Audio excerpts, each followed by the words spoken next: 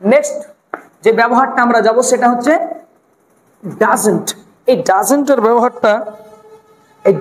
ব্যবহারটা আমাদেরকে ফলো করতে হবে যে এই ডাজন্টের আবার একটাই ব্যবহার হবে, দুটো ব্যবহার হবে না, ডাজন্টের একটাই ব্যবহার, সেটা হলো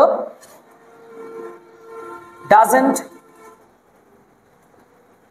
প্লাস V1, তার আগে থাকবে সাবজেক্ট। এখন আগের সাবজেক্ট আর পরের সাবজেক্ট দুটোর মধ্যে পার্থক্য আছে। ডাজন্টের জন্য সাবজেক্ট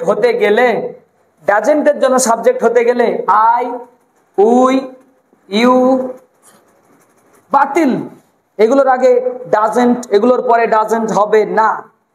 একের বেশি হলে ডাজন্ট হবে না, এই দুটোতেই ডাজন্ট নিষিদ্ধ। আই, উই, ইউ হলেও ডাজন্ট নিষিদ্ধ, আবার একের বেশি হলেও ডাজন্ট নিষিদ্ধ। আমি আপনাদেরকে আলাদা একটা স্টাইলে শেখাচ্ছি। আমি বলতে পারতাম যে থার্ড পারসন সিঙ্গুলার নাম্বারের ক্ষেত্রে ডাজন্ট হয়, থার্ড পারসন প্লুরাল নাম্বারের ক্ষেত্রে ডোন্ট হয়। এই কথা সারা জীবন ছাত্ররা কারোর না কারোর মুখে শুনে আসছে। আমি একটু অন্য পদ্ধতি অবলম্বন করলাম যাতে মনে থাকে আই, উই, ইউ হলেও ডাজন্ট হবে না, একের বেশি হলেও ডাজন্ট হবে না। অর্থাৎ আমাদেরকে কি করতে হবে, একের বেশিও করা যাবে না, আবার আই, উই, ইউ করা যাবে না। তাহলে কেমন শব্দ, যেমন হি একের বেশিও হলো না, আই, উই, ইউ হলো না, তাহলে কি করতে হবে, হি ডাজন্ট গো, সে যায় না। বাংলা মানে হবে সে যায় না। অথবা এটাকে আমরা এরকম করে বলতে পারি তিনি যান না। হি ডাজন্ট গো, তিনি যান না।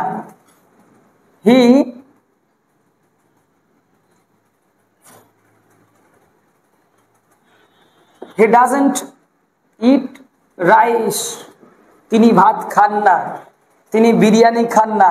হি ডাজন্ট লার্ন ইংলিশ, তিনি ইংরেজি শিখেন না, বা সে ইংরেজি শেখে না। হি ডাজন্ট ইট রাইস, তিনি ভাত খান না, সর্বদাই রুটি খান। এরকম মানুষ আমি দেখেছি যে সারা বছর রুটি খায় আমাদের বাঙালিদের মধ্যেই, রাত্রেও রুটি, দিনেও রুটি, ভাত খেতেই পারেন না। তো হি ডাজন্ট ইট রাইস, তিনি ভাত খান না। হি ডাজন্ট লার্ন ইংলিশ, তিনি ইংরেজি শেখেন না। আচ্ছা, তার মানে কি এই সাবজেক্টের দিক থেকে ডাজন্টের জন্য শুধু হি পড়ে আছে, আর কিছু নাই দুনিয়াতে? হি আছে, সি আছে, এ বয় আছে, একটা ছেলে। এ বয় মানে তো একটা ছেলে, তাহলে তো ডাজন্ট হবে, একের বেশি তো হলো না। তাহলে একটা ছেলে কি করে না, ক্লাসে পড়ে না। A boy doesn't read in the class, একটা ছেলে ক্লাসে পড়ে না। পরিষ্কার না কথাটা? একটা মেয়ে, এ গার্ল, তো একটা মেয়ে, একটাই তো মেয়ে না, এও না, আইও না, উইও না, ইউও না, একটা মেয়ে।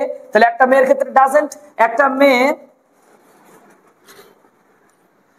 কি করে না, হোমওয়ার্ক করে না। তাহলে a girl doesn't do homework, বাড়ির কাজ কি করে না, বা ডাজন্ট কমপ্লিট হোমওয়ার্ক, বাড়ির কাজ সম্পূর্ণ করে না। ঠিক আর কোথাও হতে পারে না? অনেক কথা হতে পারে। কারণ নাম দিয়ে বলেন, করিম ডাজন্ট, করিম তো একজনই, আইও না, উইও না, ইউও না, করিম একজন মানুষ। তাহলে করিম doesn't like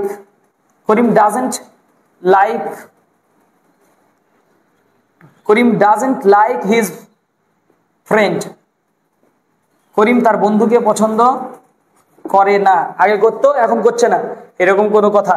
Karim doesn't like his friend, করিম তার বন্ধুকে পছন্দ করে না। করিম ডাজন্ট লাইক মি, করিম আমাকে পছন্দ করে না। করিম ডাজন্ট লাভ মি, করিম আমাকে ভালোবাসে না। করিম ডাজন্ট রেসপেক্ট হিজ টিচার, করিম তার শিক্ষককে সম্মান করে না। এই যে ইচ্ছে মতো আমরা ইংরেজি বলতে পারি। এ একজনকে প্রমাণ করতে পেরেছি, হয়ে গেল। একজন আর্মি,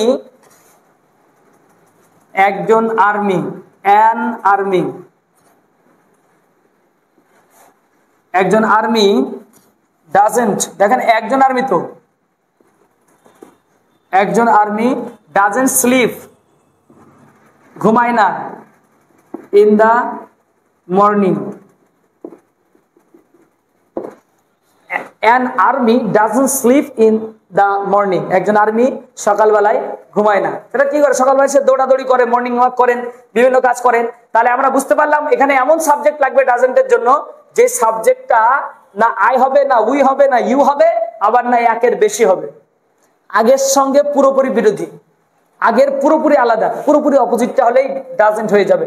এক্ষেত্রে আমরা ইংরেজিতে কথা বলতে পারি। মানে এখানে কোন ব্যবহারটা শিখালাম? V1 এর ব্যবহার। আর তাছাড়া তো আমরা হ্যাভ হ্যাজ এর ক্ষেত্রেও ডাজন্ট শিখেছি, কোনো অসুবিধা নাই। আরেকটা জায়গায়ও ডাজন্ট হয়, হি হ্যাজ এ কার, তার একটা গাড়ি আছে। হি ডাজন্ট হ্যাভ এ কার, তার একটা গাড়ি নাই। এটাও কি ডাজন্টের ব্যবহার না? অবশ্যই ব্যবহার। হি ডাজন্ট হ্যাভ এ কার, তার একটা গাড়ি নাই। আগের ক্লাসে যেহেতু আলোচনা হয়ে গেছে তাই বলছিলাম না। হি হ্যাজ এ কার, তার একটা গাড়ি আছে। হি ডাজন্ট হ্যাভ এ কার, তার একটা গাড়ি নাই বা তিনার একটা গাড়ি নাই। ঠিক এরকম করে ডোন্টটাও আরেকটা জায়গায় হবে, আই হ্যাভ এ ফ্রেন্ড, আমার একটা বন্ধু আছে। আই হ্যাভ আ ফ্রেন্ড, আমার একটা বন্ধু আছে। So I don't have a friend, আমার একটা বন্ধু। I don't have a friend, এই যে ডোন্টের ব্যবহার আমরা পেয়ে গেলাম। তাহলে ডোন্টের ব্যবহারও একটা তো আগের ক্লাস এই ডোন্ট প্লাস V1 বা ডাজন্ট প্লাস V1 এর আগে সাবজেক্ট ব্যবহার করে এক জায়গায় না ব্যবহার করে গোটা ক্লাসটা যদি আপনি দেখেন আর পয়েন্ট করে রাখেন, আশা করি সবই বুঝতে পারবেন। আর একটা কোথায় হ্যাভ হ্যাজ এর ব্যবহারেও আমরা কিন্তু ডাজন্ট পাই, হি এর ক্ষেত্রে ডাজন্ট পাই। মানে যার যার ক্ষেত্রে আমরা শিখলাম সবারই ডাজন্ট পাবো, হ্যাভ হ্যাজ এর ক্ষেত্রেও। এ বয় ডাজন্ট হ্যাভ ও বলতে পারি, a boy doesn't have a car, a boy doesn't have a friend, একটা ছেলের একটা বন্ধু নাই। তো এইভাবে আমরা কিন্তু ডোন্টটাও কিন্তু আমরা বলতে পারি যে আই হ্যাভ এ ফ্রেন্ড, আমার একটা বন্ধু আছে। I don't have a friend, আমার একটা বন্ধু নাই। এরকম করে আমরা কিন্তু ইচ্ছে মতো ডোন্টের ব্যবহারটাকে আমরা দেখতে পাচ্ছি। এখানে আমরা হ্যাভটা বড় কথা না, আমাদের ডোন্টের পরে যে হ্যাভি বসবে তা তো নয়। কারণ ডোন্টের পরে আমরা একটু আগে দেখলাম V1 বসে, ভার্বের 1 নম্বর রূপ বসে।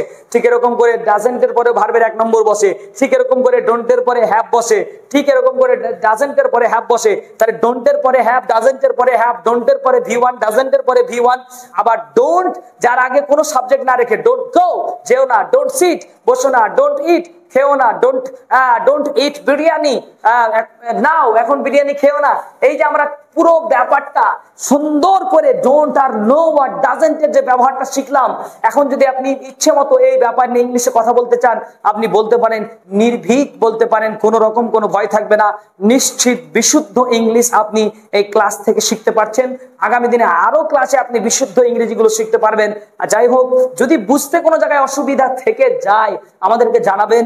পরবর্তী ক্লাসে আমরা আগের ক্লাসের সঙ্গে সম্পর্ক রেখে আমরা তার কারেকশন করে দিয়ে আবার নেক্সট ক্লাসটাকে আরো ভালো করে করার চেষ্টা করব ইনশাআল্লাহ। এই জন্য আজকের ক্লাসটি নো, ডোন্ট এবং ডাজন্ট, এই ক্লাসটি আপনার কাছে স্মরণীয় হয়ে থাকবে ইনশাআল্লাহ। আমাদের টিউশন, আমাদের সেন্টার পশ্চিমবঙ্গ মুর্শিদাবাদ বহরমপুর এলাকার একটা ডমকুল জলঙ্গি রোডগামী রাস্তার ধারে সিলপুকুর বলে একটি জায়গা, সেখানে আমরা প্রতিষ্ঠান চালাচ্ছি। সেখানে আমাদের বেশ কিছু ছেলে, আমরা প্রায় এখানে 35-40 জনদেরকে এখন বর্তমান নতুন তারা ভর্তি হয়েছে, তাদেরকে আমরা ট্রেনিং করাচ্ছি এবং তারা খুব ভালো বেটার করছে ইংলিশে। আমরা যেহেতু এটা অনলাইনে ক্লাস নিচ্ছি আর সেখানে আমরা অফলাইনে ধরে তাদেরকে যত্ন সহকারে ইংলিশ শেখাই, যত্ন সহকারে তাদেরকে ইংরেজির গুরুত্ব সহকারে পড়ানো হচ্ছে। যারা আমাকে পার্শ্ববর্তী মুর্শিদাবাদ থেকে দেখছেন বা পার্শ্ববর্তী এলাকা থেকে দেখছেন, আমাদের কাছে জানতে পারেন আমরা কোন ব্যবস্থায় কিভাবে আপনাদের কাছে অনলাইন বা অফলাইন কিভাবে ক্লাস নিতে পারি। যে কোনো একটা সার্ভিস আপনাদেরকে দেওয়ার চেষ্টা করব। তার সঙ্গে ক্লাসও আপনারা ইউটিউবে ফ্রি ক্লাস হিসেবে একটা করে ক্লাস আমার পেয়ে যাবেন, ইনফরমেটিভ ক্লাস। আজকের ক্লাসটি আর লম্বা না করে এতটুকু বলি ইতি করলাম। আসসালামু আলাইকুম ওয়া রাহমাতুল্লাহি ওয়া বারাকাতুহু।